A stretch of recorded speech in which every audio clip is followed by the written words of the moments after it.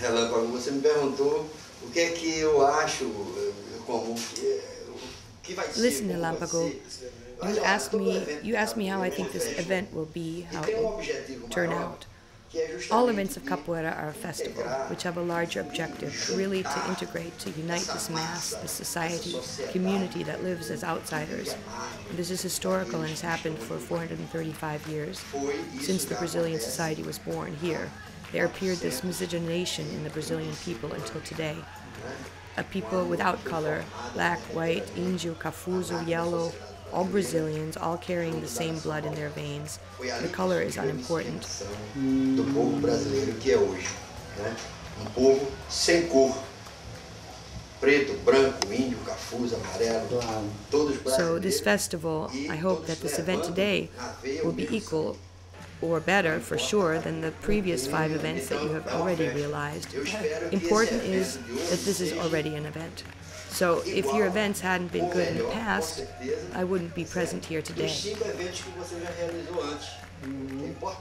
Esse já é o 6º evento. Então, se os seus eventos não fossem bons, né, eu não estaria aqui presente.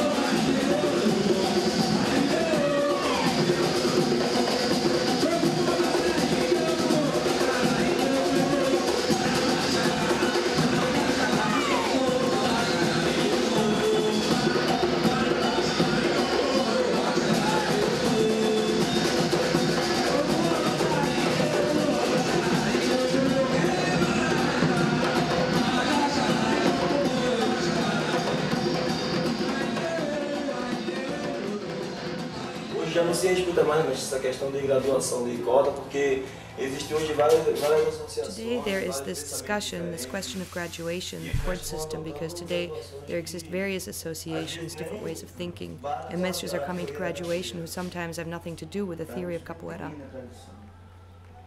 We have to maintain the tradition, because people think that to be mestre only has to do a kick around and show force.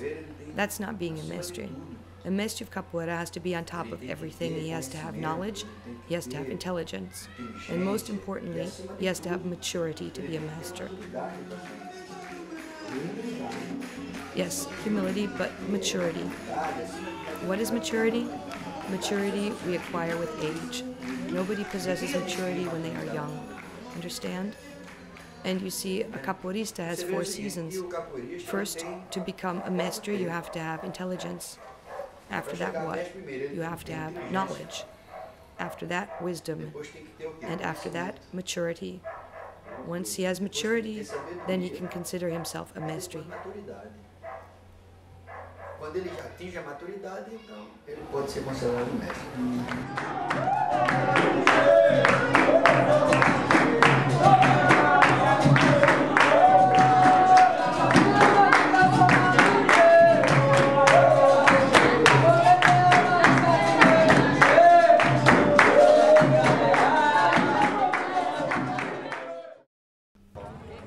I met Ricardo, I think, 10 years ago, 12 years ago, more or less. We trained capoeira in Abreu Lima in an association. It was the group Capoeira Brazil at that time. And Ricardo came to visit us, and he already had more time in capoeira than I did. Sometimes when he came, he would teach movements. We trained with him. At this time, I trained with Chorão. Ricardo was good friends with Chorão. He came, we played, learned more movements. He was training with Mr. Duvali. We made a roda in Abreu.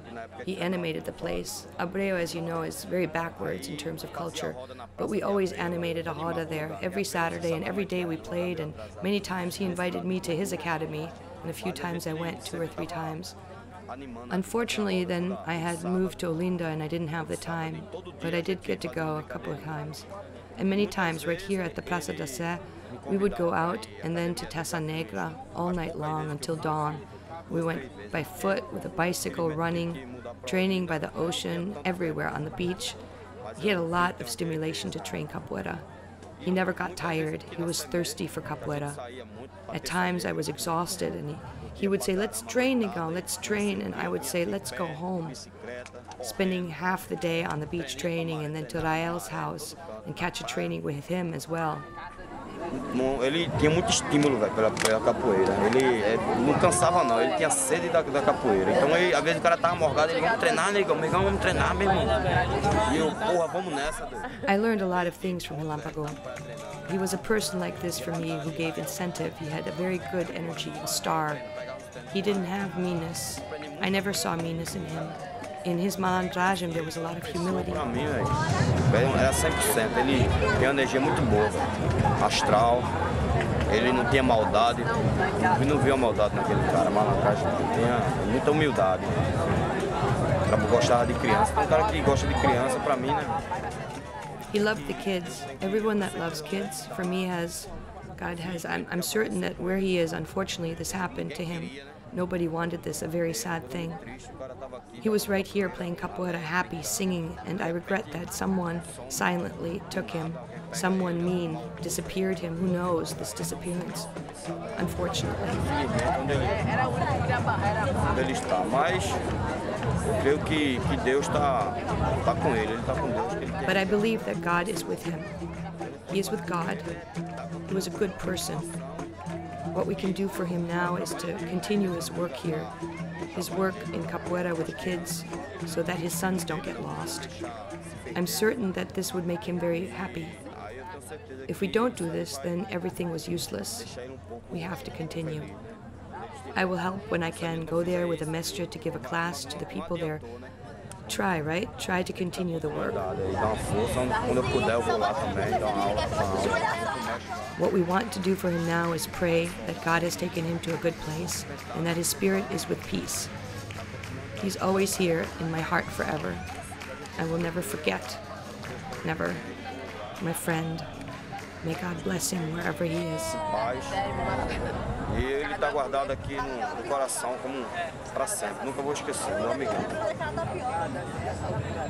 Que Deus o abençoe, né? Onde ele estiver.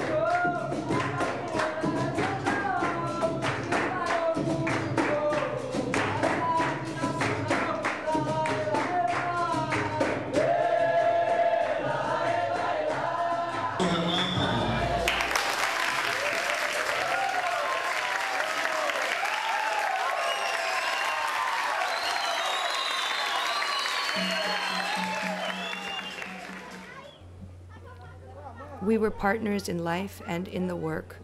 Since 2002, we organized workshops, batizados, and competitions of capoeira with the group Canoa Grande. In 2007, we built this academy together for our group here in Igarassu.